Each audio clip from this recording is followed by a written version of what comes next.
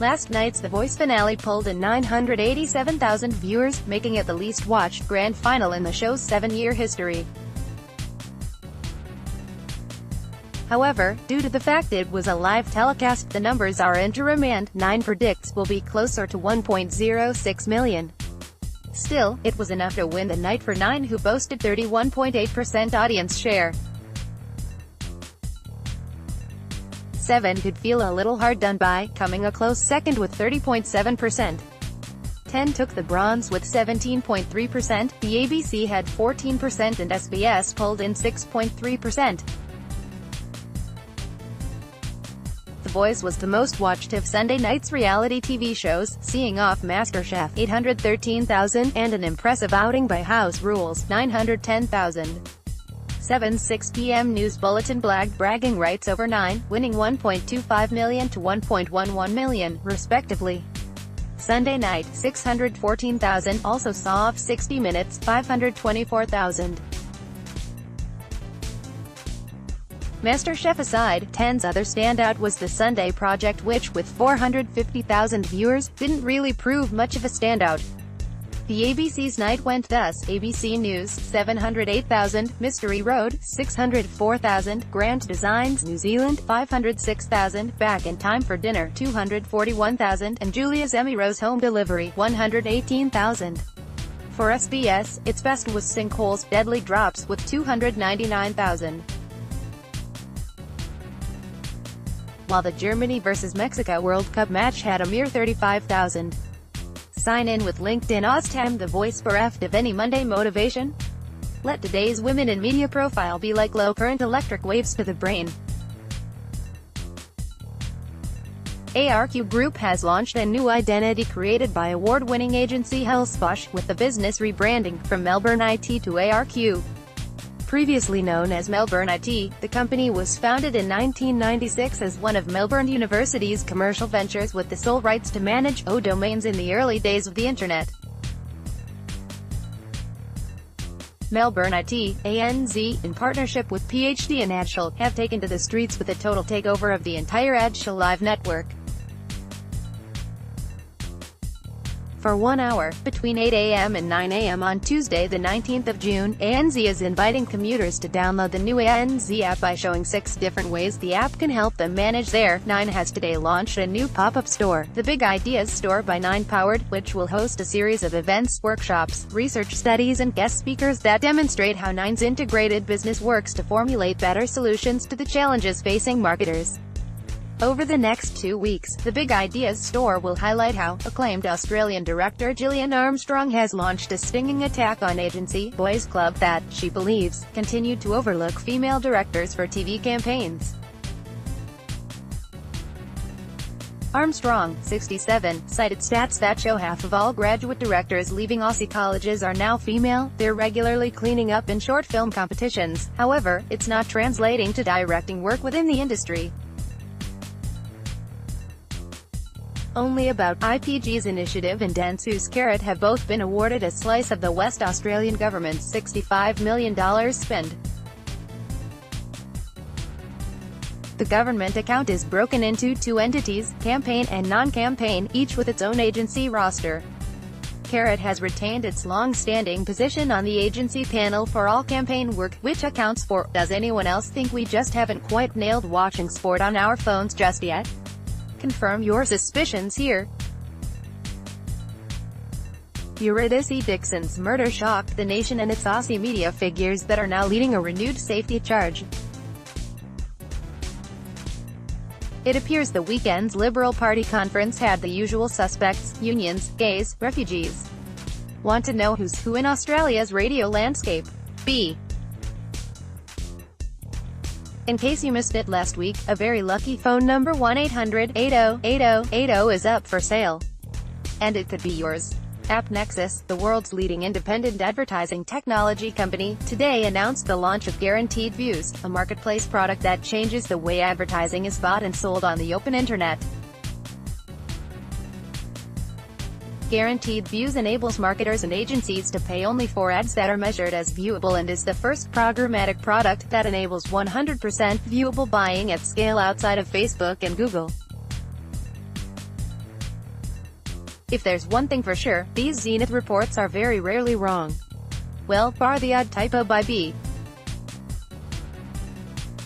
Is relentless KFC ads. Former Y. With a couple of extra mil in the kitty after last week's Rebel win, Bauer's already putting the cash to good use. B. Have you been phoning 10's comms department today with little success? That's because they've all buggered off here. Sadly. B. We may have been last to qualify, but we're going to be first out if the Socceroos don't beat the Danes on Thursday. M. Haystack has a new head of social who, admittedly, doesn't look anything like Scarecrow from The Wizard of Oz. The ink's barely dry on this new cricket rights deal. Well, it was signed on Friday, so it is probably dry by now. Zenith and Saatchi.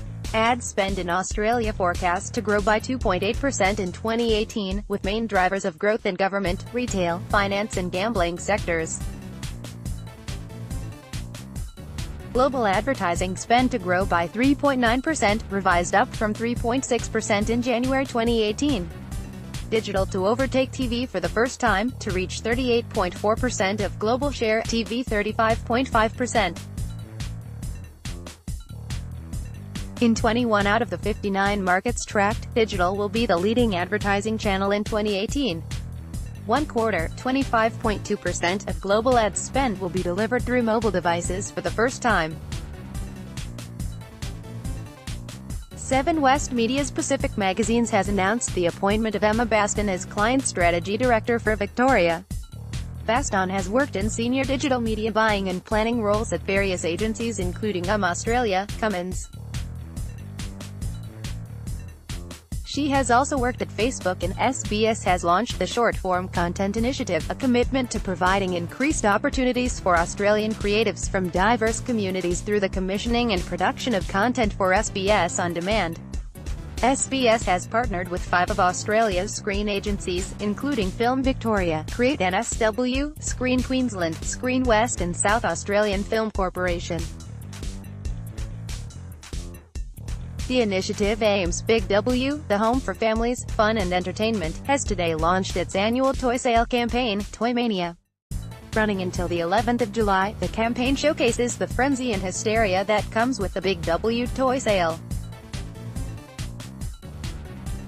It also highlights that buying toys can be just as fun as playing with them, and Datarama, a global technology company, today announced the launch of Data Canvas, a suite of new data visualization capabilities within its marketing intelligence platform.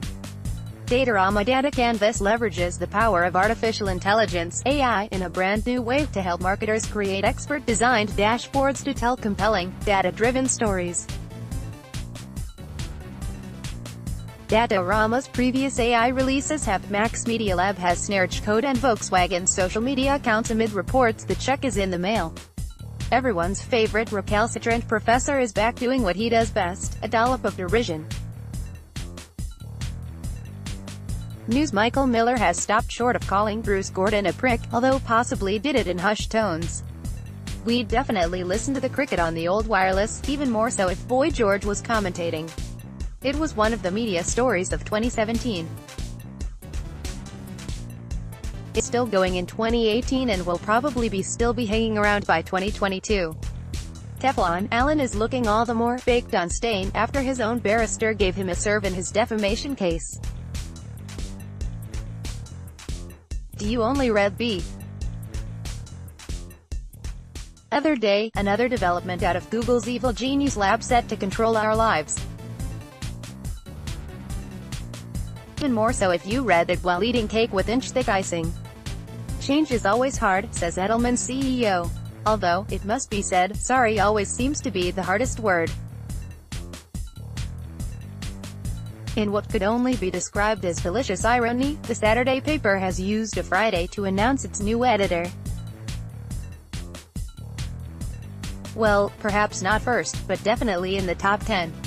Uber has been voted Australia's most disruptive brand, although no comment has been sought from the Stefanovic boys.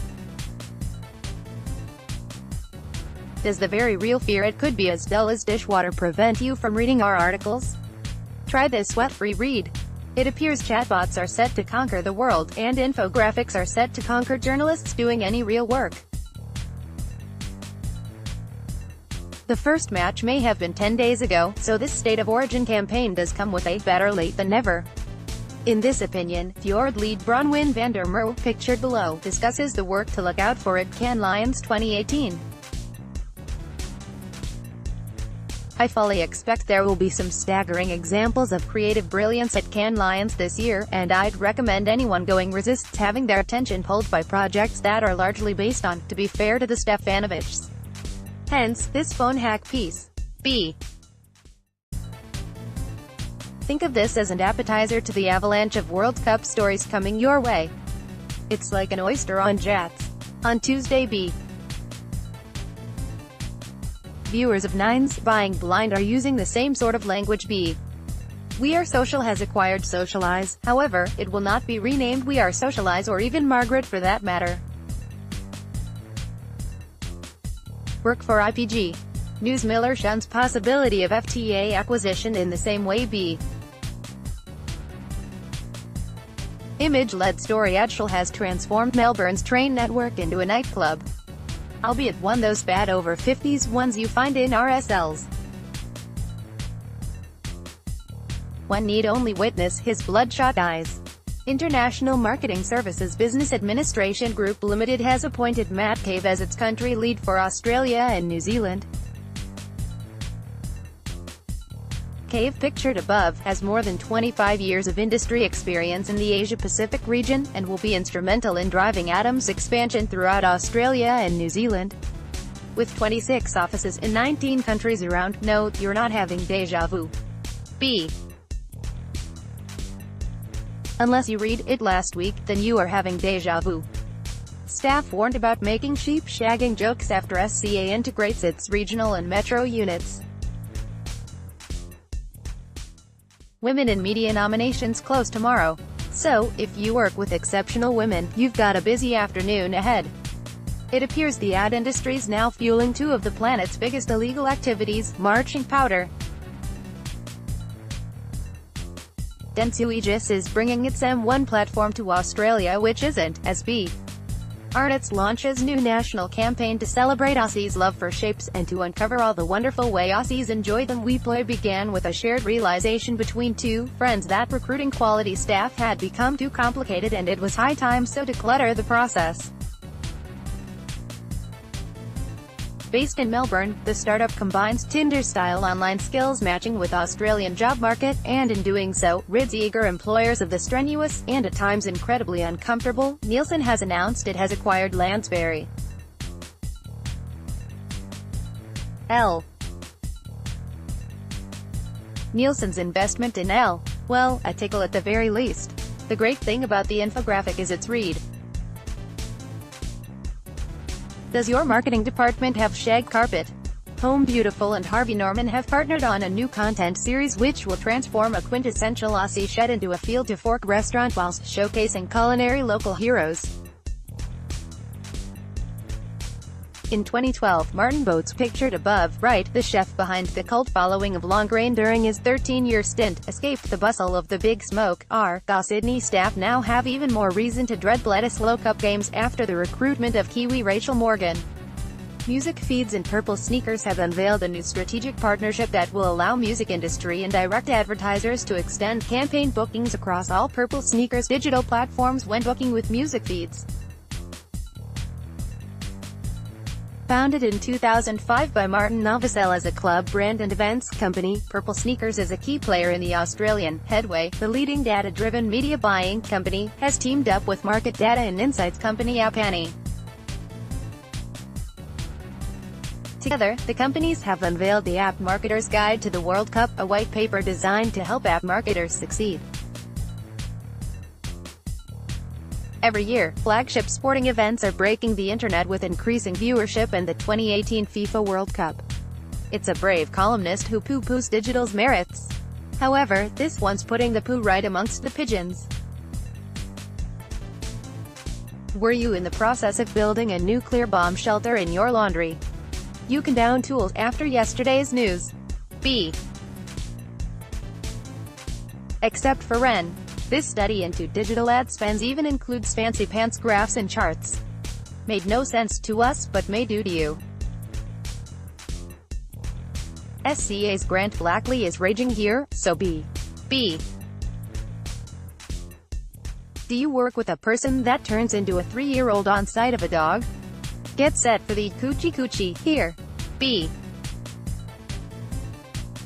SCA has recreated the classic 80s SPC jingle, meaning anyone aged 30 or under gets to stare totally blank-faced at this.